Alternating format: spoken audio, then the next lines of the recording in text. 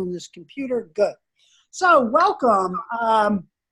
What we're going to do tonight is I want to go through your school that you sent me. Quite interesting, but I'm also going to have you discuss it in light of several questions that I would like to ask you as the final towards this, and basically looking at, this is your last core course in the EDD.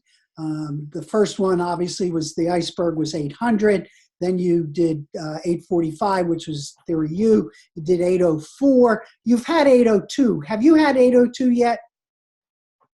That's the technology course? That's next. That's next. Okay. Yeah, I don't. They took that out of sequence, and I don't know why, because I always wanted it in there, because then when you'd had 802, you'd be looking at technology, et cetera.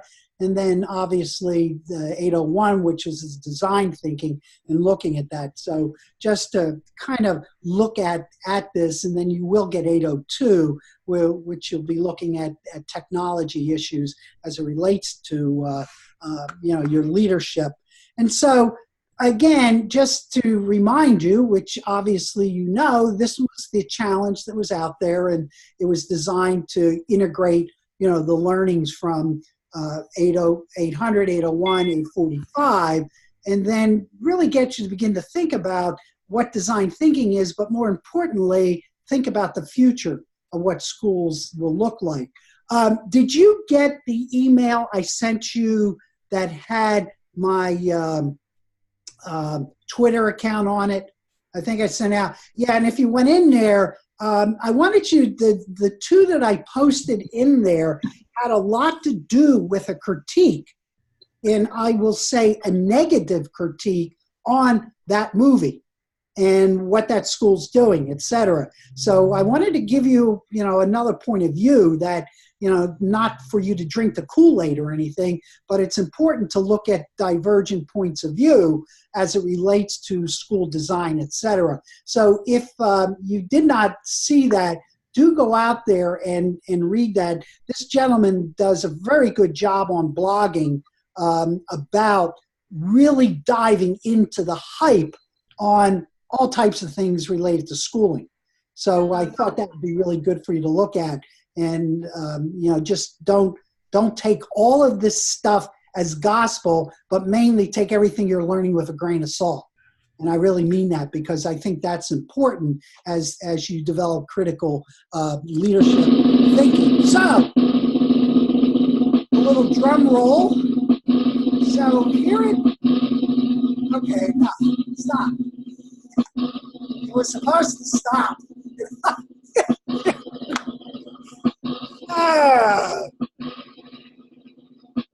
Well, obviously it doesn't want to stop. So I'm going to, hang on a second. There we go. Now, if I open this up again, maybe it will do a drum roll. No! All right. Hang on. Let me get rid of this. So anyway, I'll just leave this up here for the time being without the drum roll. Very, very interesting job of what you guys did. You are the only cohort that rebelled and said, forget it, we're not doing separate things, we're doing a giant group together. So what I want to look at is a couple things to have you talk about this. And I am going to post this up onto the Presencing Institute. I have a site up there on Redesign Schools, and I really want to do this. So let me go back to your homepage.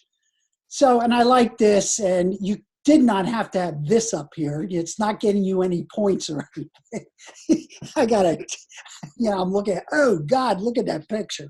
So this is kind of interesting, as I went through this. And then when you clicked on these things, what I get is, oh, we're not running yet, so it's not official.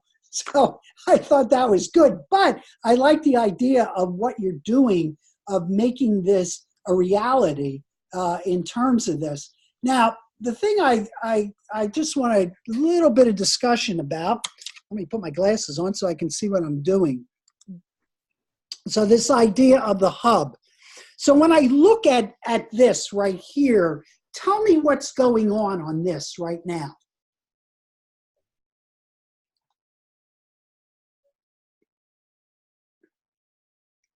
I think these are just different areas that we thought were going to be important for community members to have access to as part of the whole transition to technology-based learning, as opposed to having services provided in the school setting.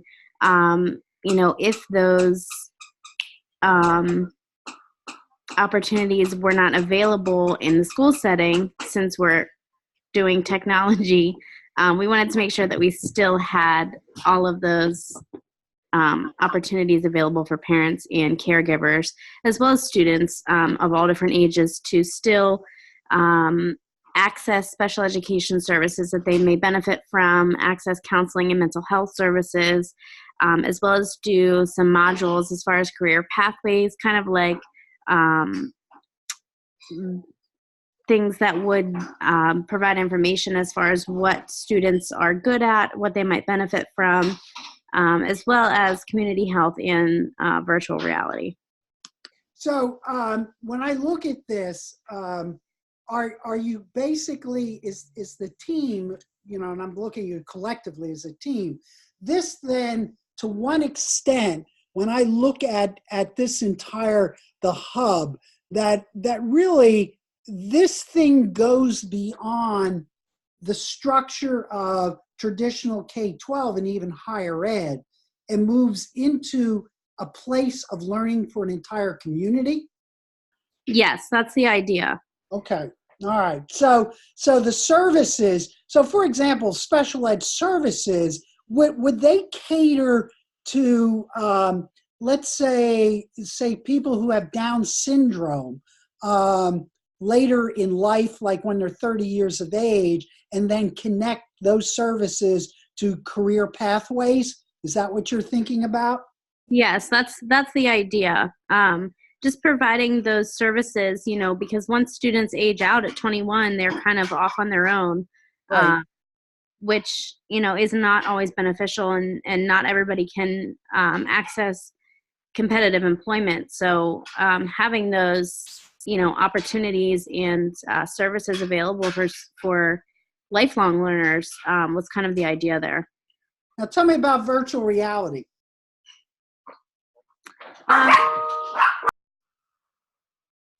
I like that. The dog wanted to tell me. That's good. I'm sorry. That's good. I think that the virtual reality piece was just incorporated as part of the transition to more technology-based services. We could use virtual reality to kind of just improve and give a little bit more real life experiences to students who are learning from the education or the technological aspect from wherever they are. So that would be, I really found that interesting, your TED presentation from CERN. I thought that was pretty interesting given what they're doing and the concept of how that virtual reality can impact any type of learning. But more importantly, I guess the sense was that the type of VR, now obviously this was in science, but as you said, it's probably going to move into any particular area that probably outside, I'm going to use the word corporations or software companies, are going to create more and more of these in relationship to learning at any age, any place, anywhere. Is that true in terms of your thinking? Yeah, I mean, I think that we just wanted to address that, and even like with skills training for certain jobs or certain areas of interest, you could do a virtual reality to kind of gather information and provide specific skills training in whatever area students are interested in. Yeah, because I thought it was interesting where they talked about, what was it, selenama? Yeah, the stuff that hurts you when you eat lettuce. that it's dangerous, and that students could actually, learn to work with that in a virtual environment that would be safe for them to do experimentations. And I thought the DNA sequencing and coding was quite interesting, in terms of things that they were talking about doing. So I did like, what you're doing there. Let's see. Let me just see what the playground. That was another one that popped up. No. Okay. So tell me about what the team was doing here, because I looked at all these, obviously going from A to B to C to D, and then to E. Hi there. Can you hear me? Just Yes, making sure. can. Okay, perfect. So the team really wanted to do. We started out with kind of a Fortnite idea, Hunger Games. And it kind of came into this whole idea of a safe way that anybody, kids, adults, just lifelong learners, could have a place to go outside. There'll be inside facilities too, like letter B is like the Amazon domes in Seattle. Those things are incredible. Right. But a lot of collaboration is happening here. A lot of skills, transferable skills are being learned here. And there's a virtual reality piece to it, but really they get to go, there's a piece of it outside where they can really just experience a bunch of different things, whatever the skills they are interested in, meaning aviation, that kind of thing. Okay. So the This is avatar. a hodgepodge. Yeah. Keep going. Yeah. So when I look at 21st century, let me go back into 20th century. All right. So really, what you're telling someone who watches this or interacts with this is that, or I'm going to ask you, then this is a certificate badge-based application process as opposed to diploma or anything of that nature. Correct. So kids would develop badges, create portfolio of badges, almost like the Boy Scouts, Girl Scouts, when they wear their sashes and have all their badges. And just on a side note, I do have to say that Becky actually created all of the badges you see. Okay. So they were all created by one of our team members. Good.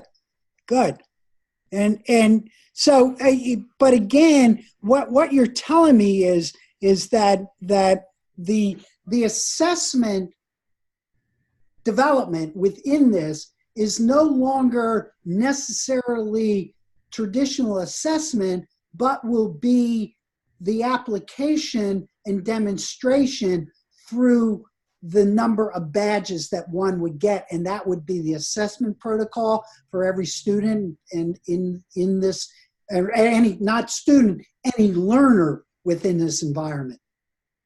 That's correct.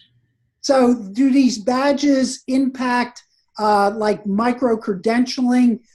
So, is there I'm going to use the word, a post K-12, also there's a college component, and I'm using traditional sense that the learning is also incorporated to, kids who are 18 to 24, and then any adult within the system that needs any type of training. Was that your thinking?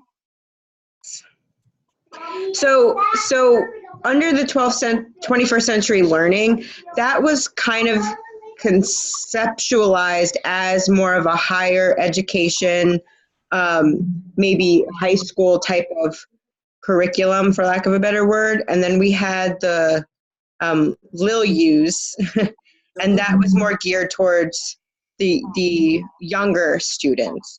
But both systems are based on the same philosophy.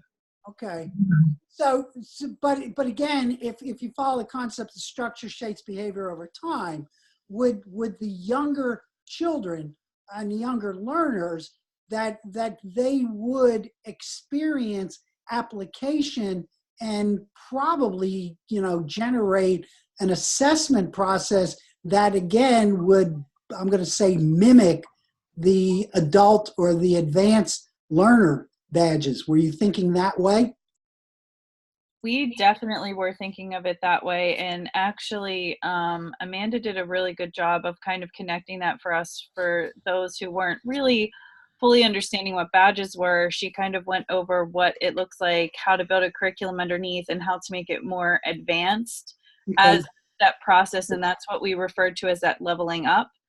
So Right. as the student would level up, and it is really, it's student centered and driven to see how they progress through in their earning and which pathway they would choose. Okay. So, so your sense of campus, tell me about that. Because obviously I see these parts here, you know, what it is. So just give me, you know, what you guys were thinking about this space, as, you know, obviously a physical space, a virtual space, and any other types of sense, because you use the word campus. So explain that to me. Yeah, so the sustainable spaces, the campus is both virtual and brick and mortar. So we wanted to have we wanted to enable students to have the option of doing virtual and on-campus learning. Our vision of the on-campus learning is different than that takes place in a traditional classroom. But we wanted to highlight for those who may be more comfortable with actual, you know, person-to-person interaction in face-to-face kind of, well, not face-to-face because this is face-to-face, but, you know, like a tangible kind of setting, that they had that option. But there is a strong technological component to it because, like if you could see in one of the areas, you could see that conceptually we think of the walls as all being touchscreen. And we had talked about it in a previous Zoom about being kind of like the Minority Report, where it's not an issue of who has access to computers, because literally every point of access on our walls or our boundaries are virtually programmed, so to speak. So, so we were kind of thinking about it as tying in the virtual with the brick and mortar. And so that's why there are, you know, co-living spaces. We also thought sustainably it would be, you know, better if students all lived in one space, utilized the crops that may be grown in the rooftop garden or any other on-campus garden that could be used for labs that are also used for food. We were kind of thinking of things doing double duty from the sustainable angle. I don't know if Depexa, do you want to talk more about it since you... No? Yeah, sure. So a little bit just, I guess, on the co-living. So the way I think we kind of tackled the design space was figuring out why do the classrooms need to change? Why do we allow natural light into the classrooms now? And as far as co-living goes, so I actually went off on an article that was published recently by Forbes, because now co-living benefits multiple parties, including landlords and tenants, local governments, because now cost of living is cheaper since you're combining the living spaces. There's a little bit more discretionary monies to be spent in the neighborhoods. It's also giving a new turn on innovation for architectural contractors and interior designers to come up with newer type of living spaces. The traditional dorm room, it's a concept that hasn't been revisited for a long time. And co-living is not just a higher education trend, it's becoming more of an urban trend. So we obviously took urban spaces into consideration there. Okay. And as far as the learning spaces goes, there's a couple of companies that we looked at. Ed Spaces, it was courtesy of Natural States of Learning Classrooms by a company called A4E. So what they described in the classrooms was creating a solid learning focal point that highlights individualized learning, and then making the seating arrangements as fixtures around the other furniture that's in the room. And then there's also the fluidity of making sure that the spaces can be moved into small groups or big groups depending on what's needed. And it's not just your regular classroom, because not every student is comfortable with a table and desk. So the spaces are able to be moved around to the students or the group's needs. Okay, good. Yeah, I like the fact that what you're doing is taking some things that are community-based or thinking differently, particularly around this co-living space, you know, as an idea. You know, and I was also thinking about it from a point of view is that I don't know how many of you within districts, if you're in the K-12 environment, are dealing with homeless population, which would add an interesting dimension to what that the traditional K-12 space would be in terms of creating this community of learning as another possibility, which then begins, if you think about it, it begins to change the dynamic of the social contract between what a school, and I'm using that in traditional sense, is to its community and what its community is to its people. So it raises some interesting issues as you begin to think about that, since community seems to be quite prevalent throughout this, the framework of what you've been putting together. Dr. Wold, I just wanted to say something about the little U space. Yes. When it comes to the centering space that we had on there, really the driving factor behind that was the high increase in anxiety with children today. So we were trying to teach little U's or give them a space where they could really focus on taking care of the inner self and that spiritual component that we sometimes leave out. So that was the only, I think, true added component to the other spaces there. Okay. So that basically is this section of your presentation, correct? The LUs? Yes. Yeah, okay. But again, yeah, so you are using, learning badges, throughout that level too. If I'm reading what you're saying is correct. Character, good. Yeah, this is very good from this point of view. Now, let me see something. I want to just see what this goes to. All right, so these are not obviously active as of yet. One of the things, I was thinking about, and I'm not sure if I noticed it or not, it would have been interesting if you had a section, and maybe I missed it, that you would show what a day would look like in terms of a learner. Did you guys think about that? We did, and there is on, Kristen, help me out. Is it underneath of contacts where we did the reflection? Is it under the contacts? Yeah, so under the contacts is just testimonials. But yeah, I saw those. If you go to the first page under home, and the last link is actually a kid I work with right now, and he read. Isn't that the same this kid right here? Right? Yeah. Okay. And he actually talks about like why school isn't for him right now. Yeah, that was good. What I was curious about, if you had, and it would be good, and I'm thinking about this from a marketing point of view. So if you had a page that would show what a little U would look like, what their day would look like structurally, and a big U, and then a real big U, what those days would look like, it would enhance, and I'm not saying you now, but just to think about it, that it would give a person a sense that if I really wanted to be part of this community, or realtors were using this as a way of selling the community, that what it would show is what that kid or young learner was doing during the day spread out over time. So for example, when you saw it in High Tech High, that if you were to draw a schematic of what the day would look like, what would it look like? Absolutely, I agree.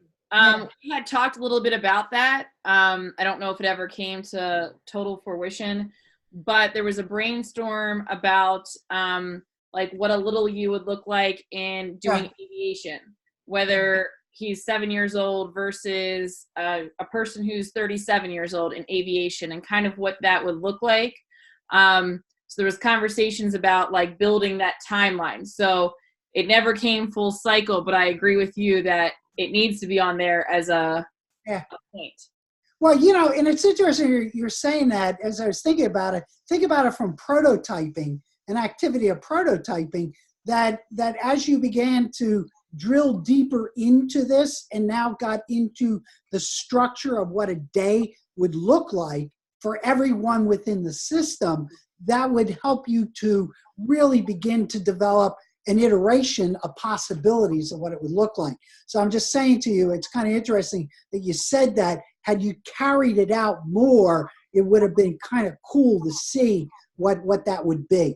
You know, not saying, you know, it's, hey, what you got here is great. It's great right now. But as you think about this process, because I'll tell you, you got something here that's pretty unique and I think, you know, really structurally makes a lot of sense. And as I said, I'm going to post this up on the Presencing Institute on my thing. I'm just curious to see if we get people to respond back to it.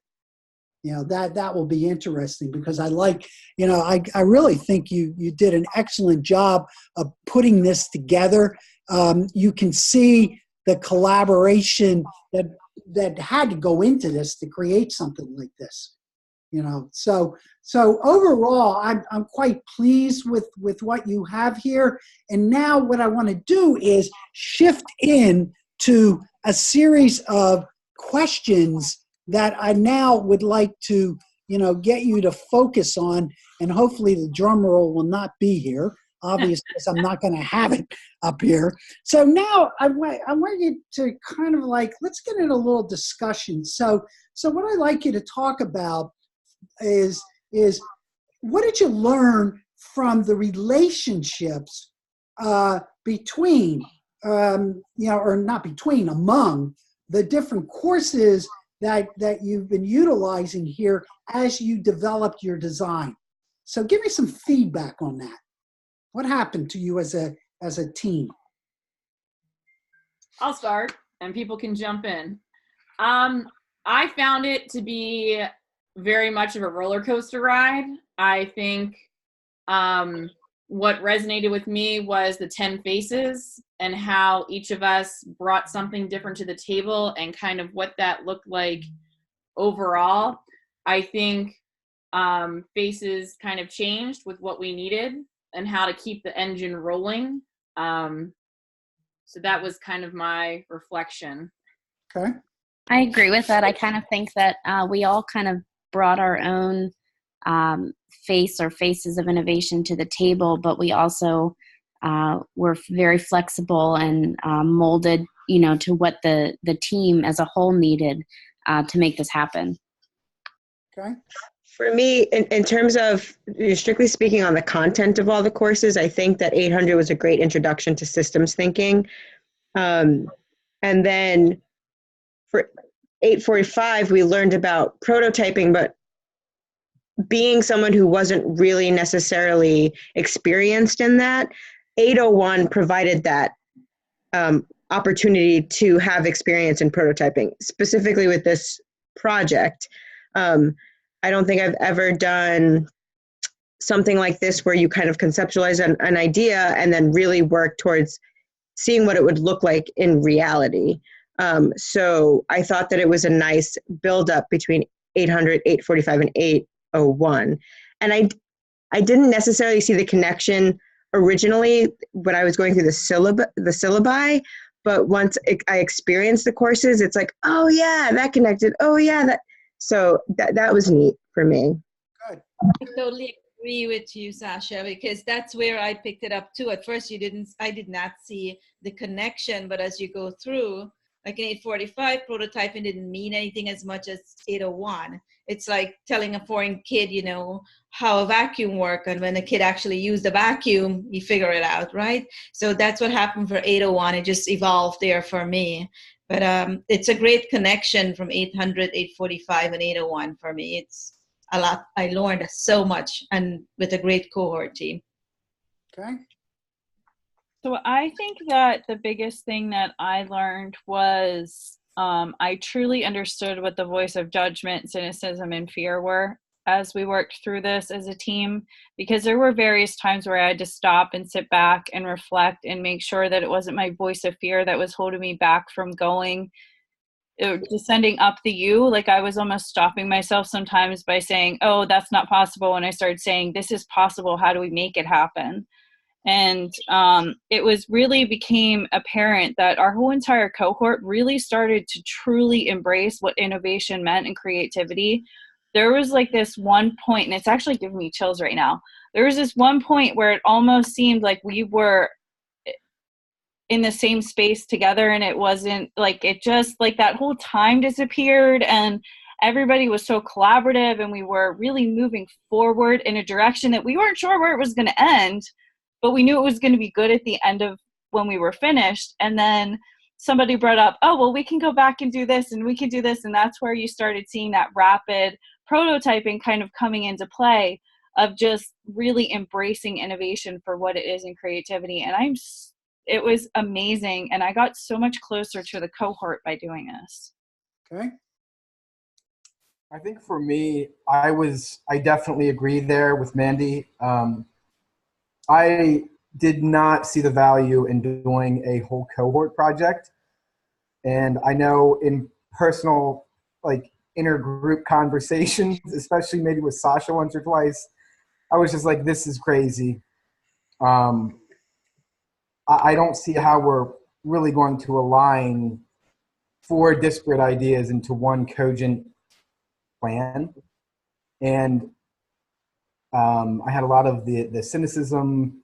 I'm just a cynic, period. But doing a process like this, that really came out. But I will agree with Sasha there too, that the prototyping was really a lot of fun. It was interesting to brainstorm ways, when you can conceptualize something and you don't have any obstacles, you don't have any restraints, you can literally wish for the stars and maybe get the moon type idea. There's no limitation on what we wanted to make with this. So in doing that, the prototyping was a really rich experience, and I really enjoyed that. It helped to kind of get over that cynicism, for me at least. Okay. Yeah. So that was, You know what? I want to add, sorry, I don't mean to jump in. It's now that you say that with the and getting over there was no limits. It's funny how long it took us to actually get over the limits. You don't realize how often in your brainstorming you had these limits that you were setting on what you couldn't do without realizing that you were actually doing that. And so it was just interesting to go through the whole quarter and finally get to a point where you were just like, oh, wow, like the eureka moment. Like that was really cool when you realized that you weren't necessarily doing it, not at all, but just not as much as you may have been before. So let me move you to the next question then. In relationship to this, it's kind of interesting. So what did you learn then from working in the team environment? You started discussing some of this. So what happened to you about what teaming is about, and particularly as it relates to a design process, or creating something to solve an issue or a problem, or to invent something or create something, whatever? I would have to say that for me personally, during this process with my group and with the cohort, it was about taking time out to listen to other people's ideas and being open to what they have to say, and then see how it fits into the bigger picture. Because I know, like when Sasha was saying and Nick was saying about, trying to envision that there is no limits, that was a huge hurdle that we kept, roadblock we kept hitting. And then after a while, we're just like, oh, okay, just let it happen. There is no box. Because, suspending that fear together and just, reminding ourselves we were all in this together, working toward that goal, and then being able to create what was created was just phenomenal. So let me ask you from your point of view, you, not we, I, were you at times fighting, or not fighting, but experiencing voice of judgment, cynicism, and fear? Absolutely. And how did you deal with it? Basically, I, listened to what others had to say, and I had to, it's not about what I envision, it's about what we as a team envisions. Okay.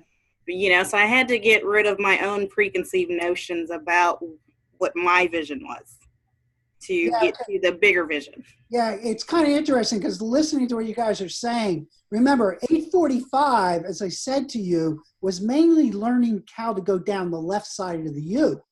And that in 801, you're going to learn how to go up the right side of the U.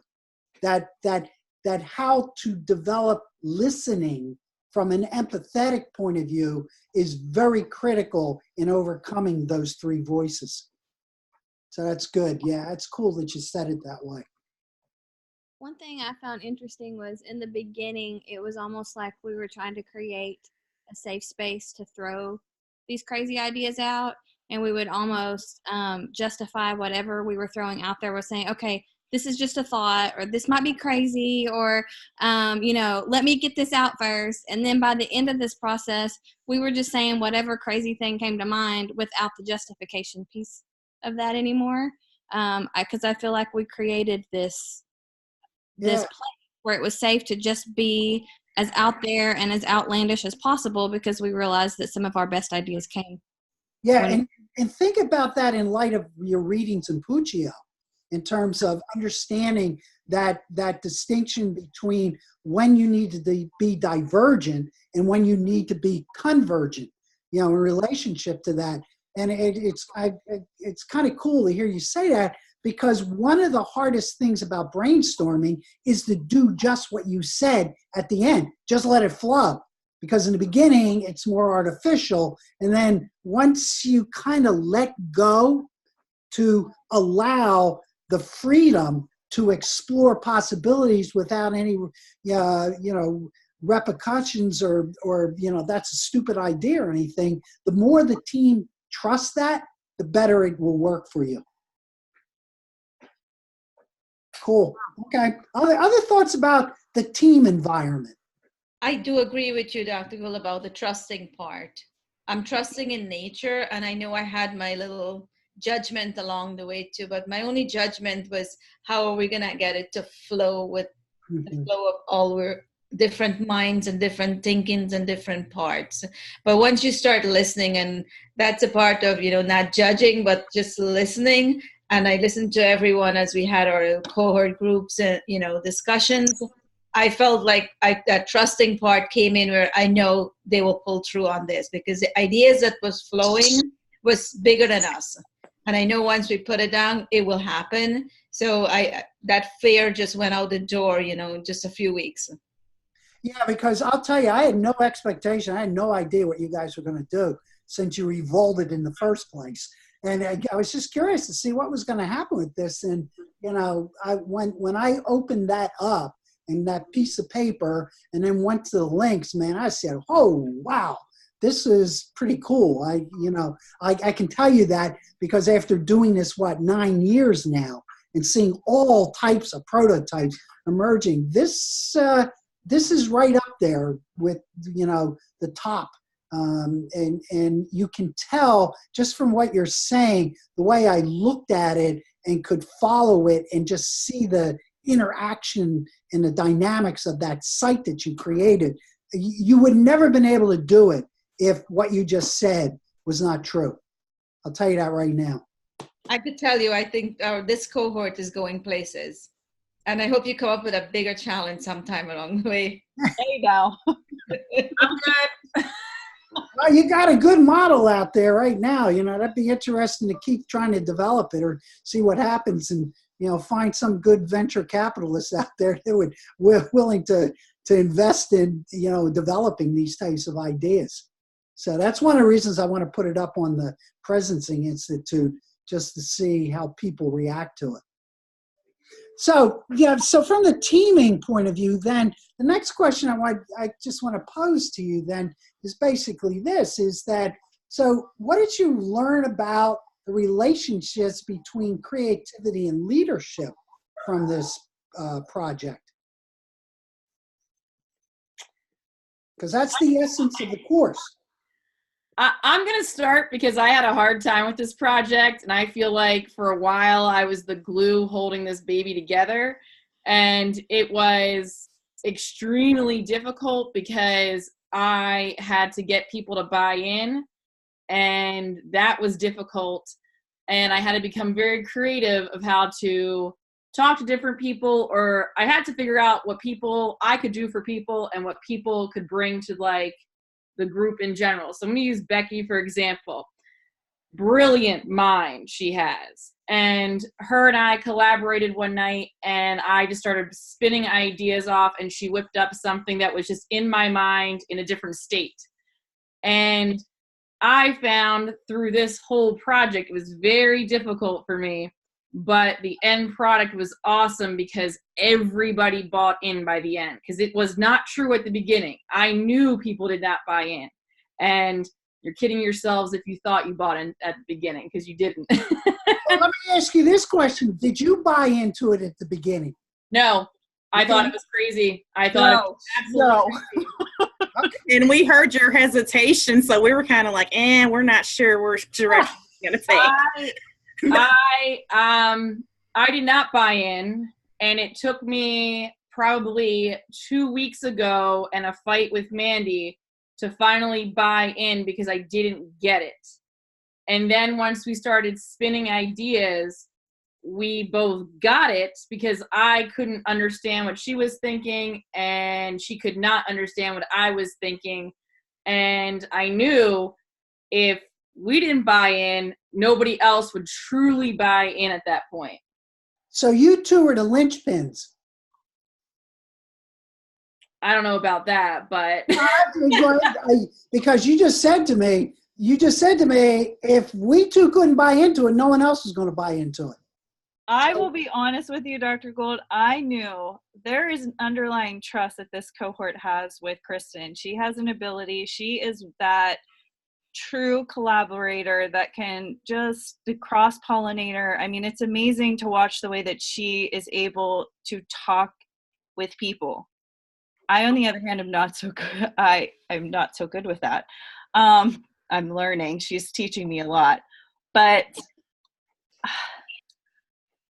I saw even myself grow through this. So I wouldn't say that one of us was the linchpin, because if one of us chose not to be a part of this, it would have never have happened. So with each person being involved, that's where it truly came together. And I think some of the things that I learned personally was being able to step back and let other people's creativity emerge. Okay. And it's like, I think we were all such a vital part of this. So a leader, so what you're saying to me is, for leadership for you around this is to know when to step back and allow the rest within the space to emerge. Was that a takeaway for you? That was a huge takeaway for me. Huge. Okay. Yeah. Like, light the fire, let it go, and people just went for it. Like Savita, for example, brilliant person.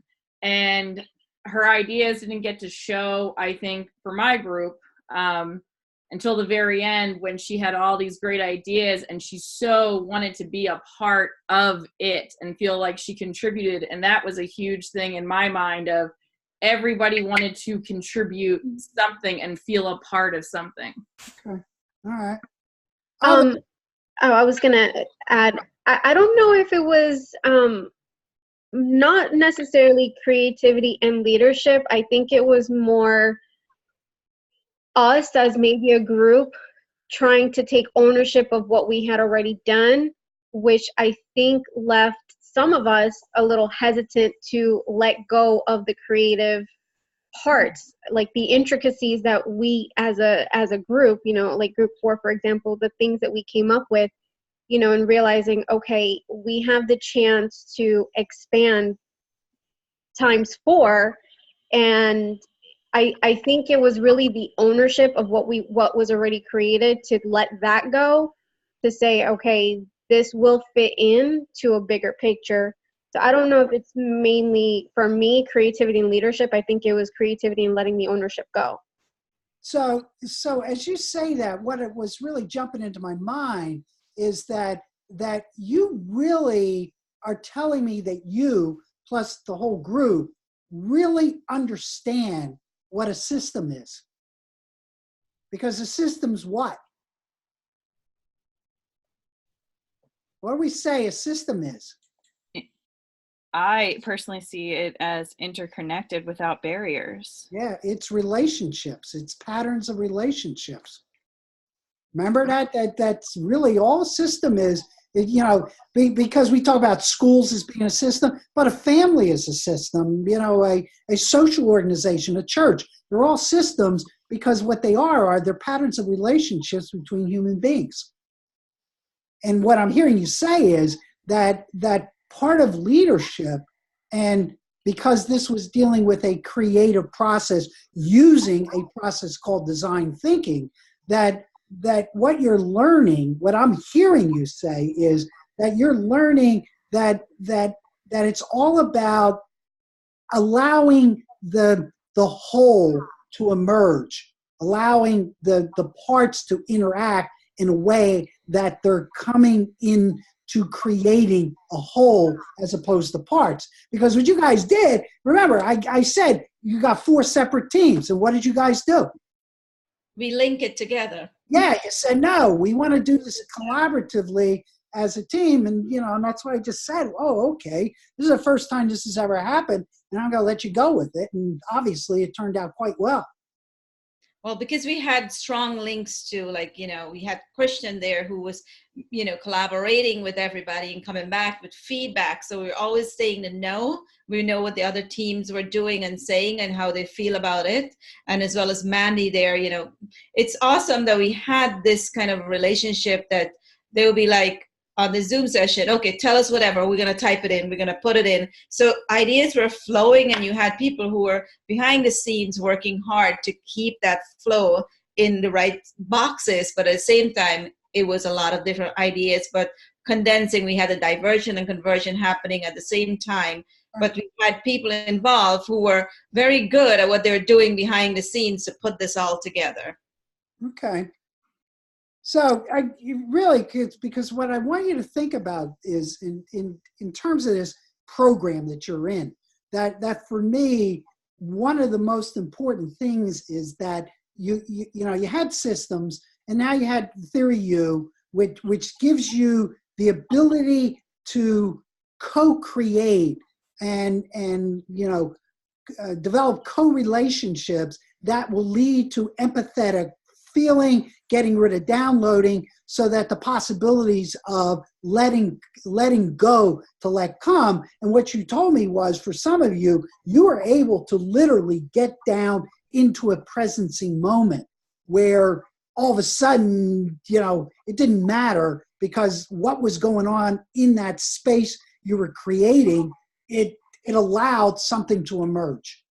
And I think, that to me is the most important thing, because I'd like you to walk away from this program once your dissertation is done with a set of skills that you're going to be able to use, in, I hate saying this, in the real world, meaning within your work or within your own environments, no matter what they are and where they are.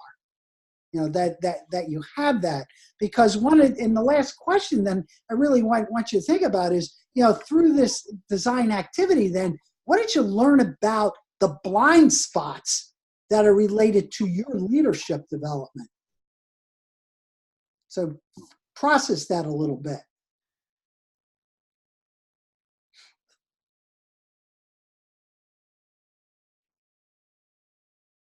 And some of you have already mentioned some of them.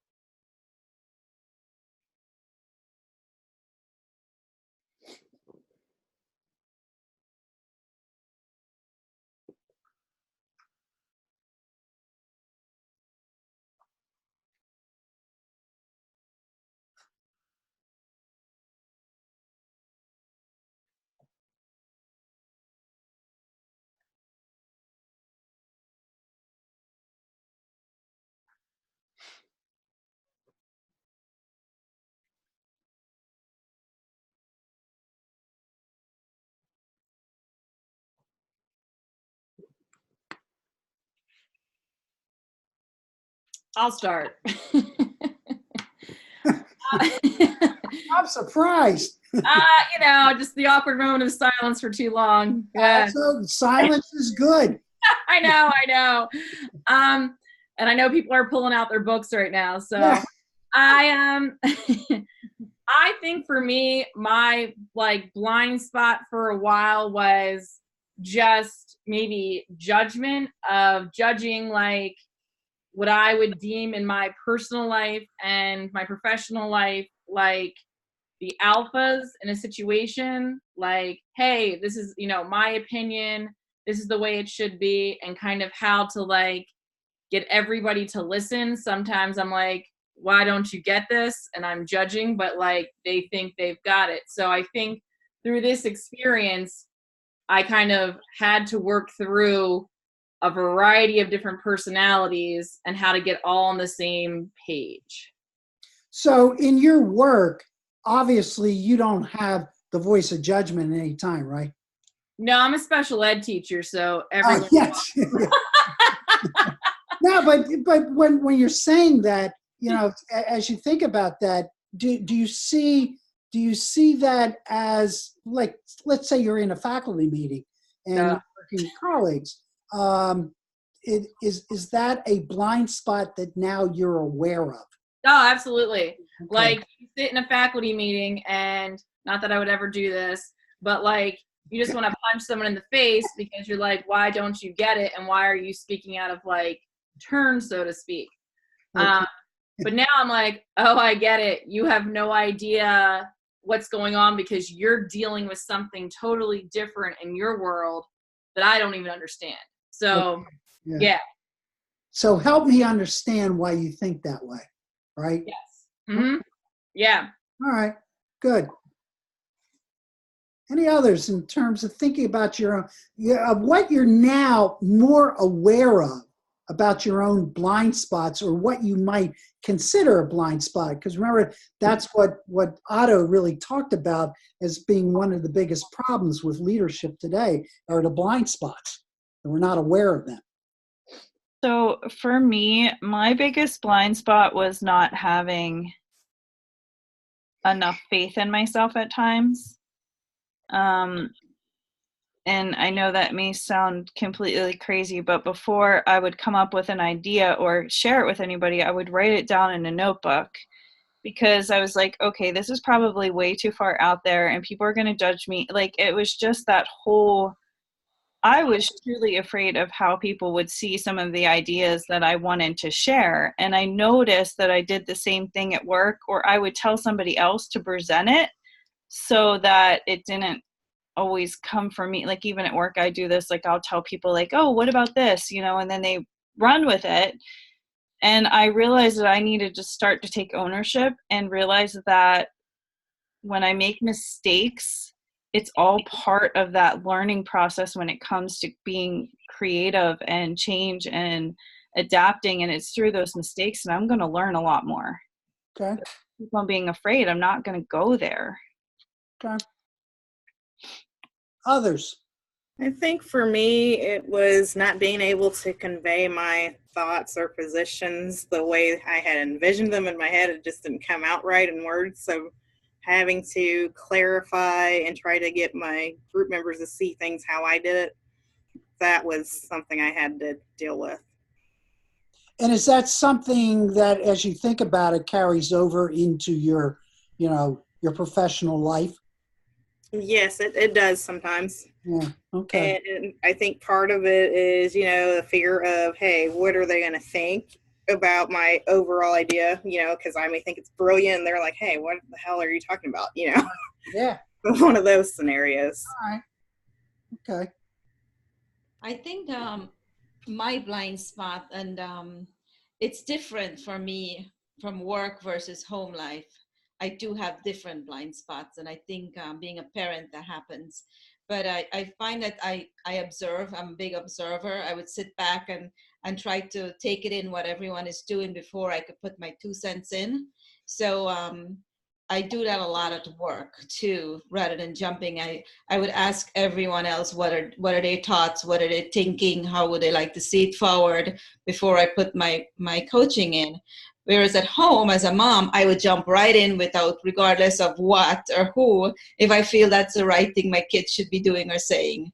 So I do have that difference there, which I'm tug of war. Even my husband would tell me sometimes, why did you just say that?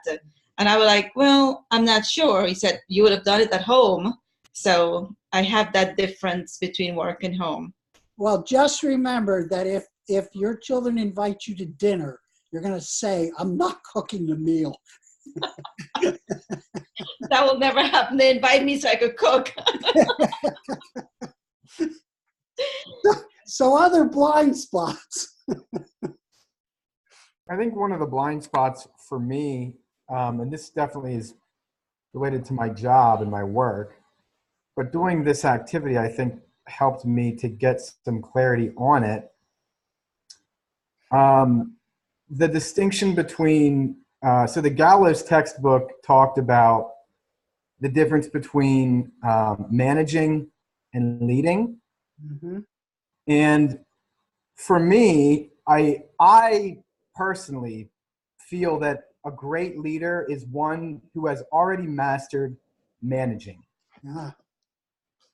And, there's a lot of clerical stuff that a leader needs to do, like the director, that one face in the 10 faces. The director face is like the guy or gal that makes sure everything is running in the direction with the vision that's been established with all the buy-in. They're the person that keeps it going. For me, this activity, it showed, I guess it helped me to see how difficult it can be to do both. Yeah. Okay. And I don't necessarily felt like I had to do both, but, things need to get done. Like the basic tasks, the content needs to be written or researched or brainstormed. Those things need to happen. I know that there were some other ladies that were more involved in creating the larger buy-in with the whole cohort, really directing the vision and the mission and the goal. But what I'm trying to say personally, just for me, my own personal blind spot is trying to reconcile myself as a manager and as a person who leads people. Okay. Because in my own professional life, I have to do both. Yep. And there are times when it's not expedient to do one or the other. It's expedient just to do one. Mm-hmm. And sometimes that, I think, is a challenge for me. Yeah. And the best, actually the best book to get back into, to look at that, is the Heifetz and Linsky. Yes, and that one as well talked about it. Yeah, because that's where they talk about, that balance between technical and adaptive issues within any environment. That the technical is more managerial and the adaptive is more leadership. And that balance is between there.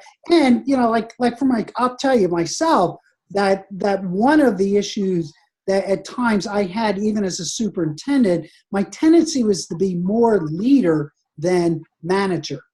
And what I had to learn was, how do I get my cabinet or my team to, and I'll use the word compensate or make us function, because there were other people there who are much better at managerial stuff than I was. And I'm sure if you think about leaders or people that you have interacted with, that you've seen that difference, that some people can lead, but they're lousy managers. Absolutely.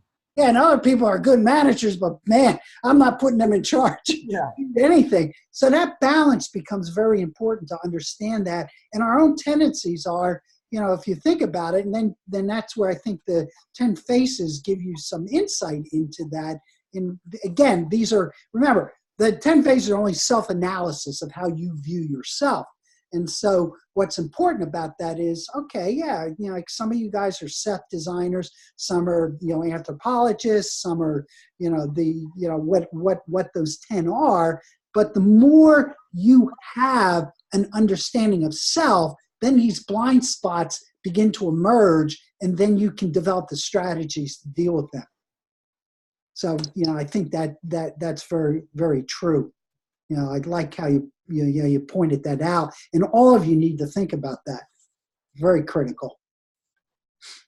So anyone else around this question?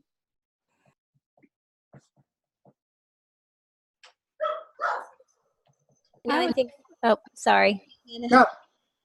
Who's talking? You are. Okay. Thanks. When I think about my own personal blind spots, I came to the realization that previously I thought I had a pretty good understanding of my own personal strengths and weaknesses, but I didn't.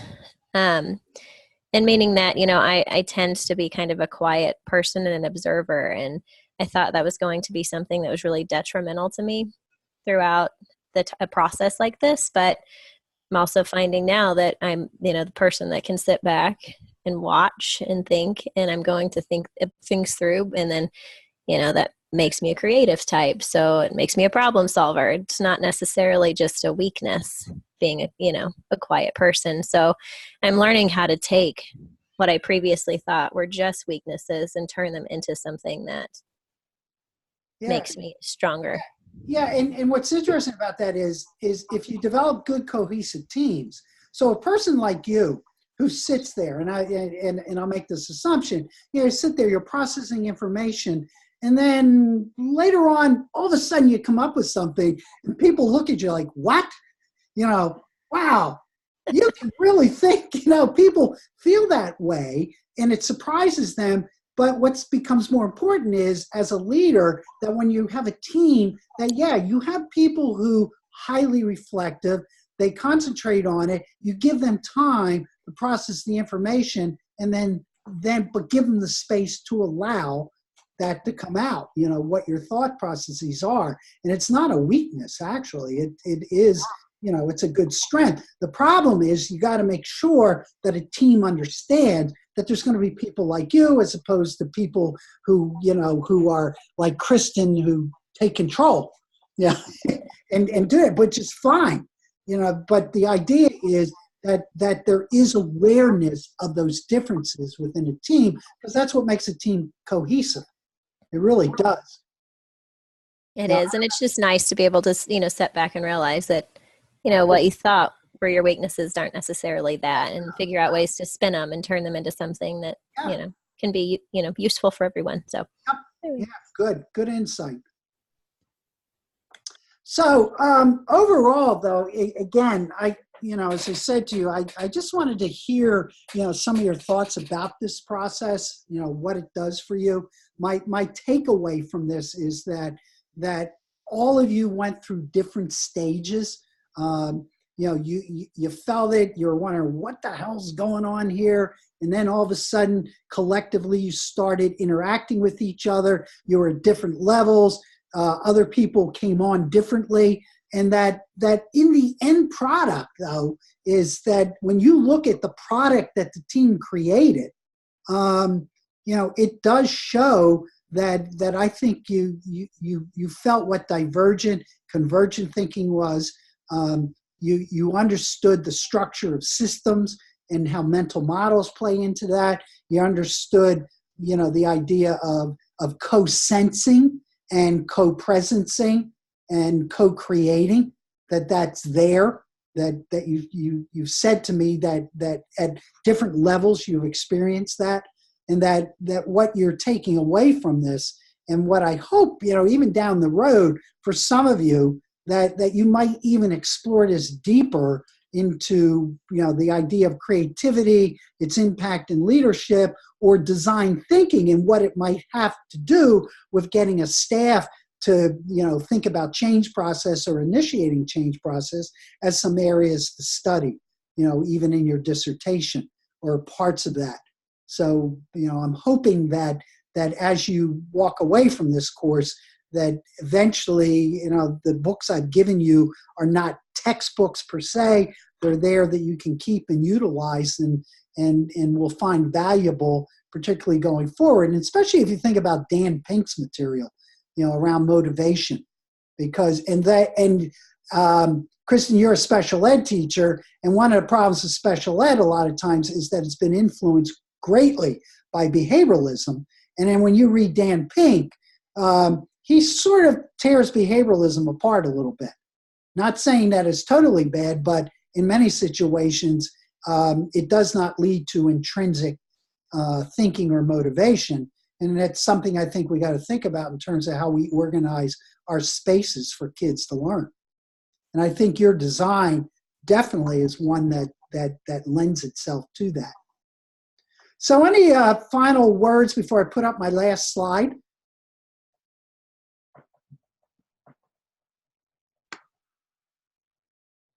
Great teamwork. Good, yeah.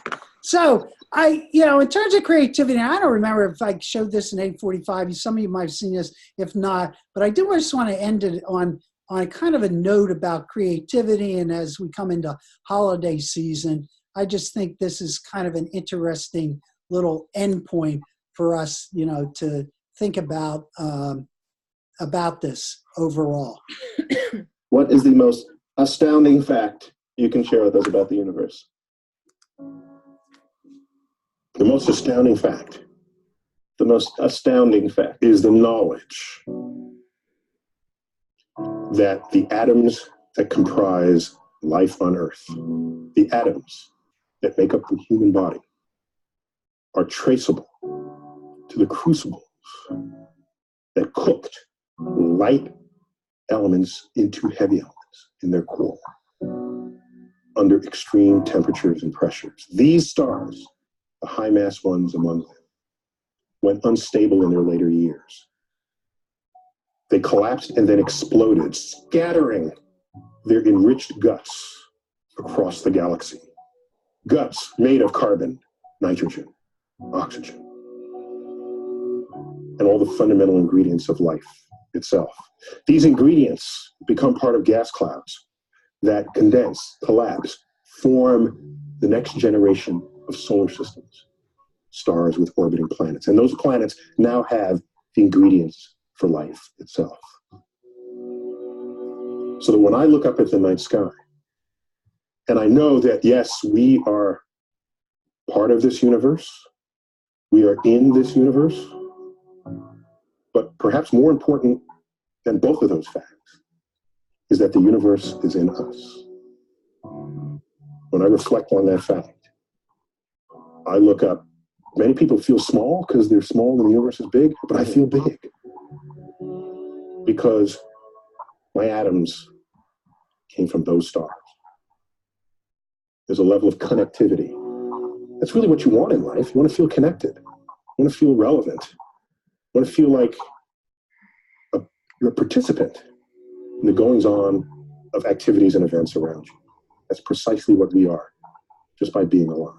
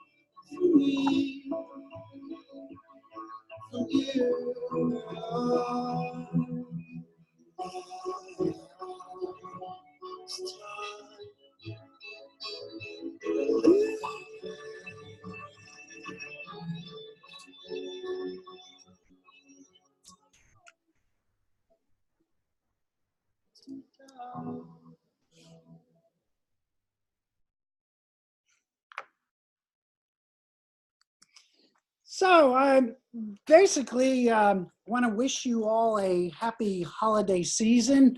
I hope that you enjoy your families and loved ones and enjoy the break, because January, the winter quarter is going to come upon you really quick, but there's a good break here. And again, I always show this just no matter what your belief systems are, because it's just the whole sense of what creativity is all about and who we are as human beings. So that's my final, takeaway for you guys. And really, as I said, I really hope that you all have gotten something out of this course. It's been meaningful to you, no matter at what degree, and that hopefully I might see you down the road in some courses. If not, maybe some chairing some dissertations. So who knows? So with that, again, have a great holiday season. It was enjoyable working with all of you. Your project was excellent, and I will have final grades and comments back on other things to you probably within a week and 10 days. So with that, thank you all. Thank you. And happy holidays, everyone. Yes, happy holidays, guys. See you in Yeah. January. Thank you. Thank you, Dr. Gold.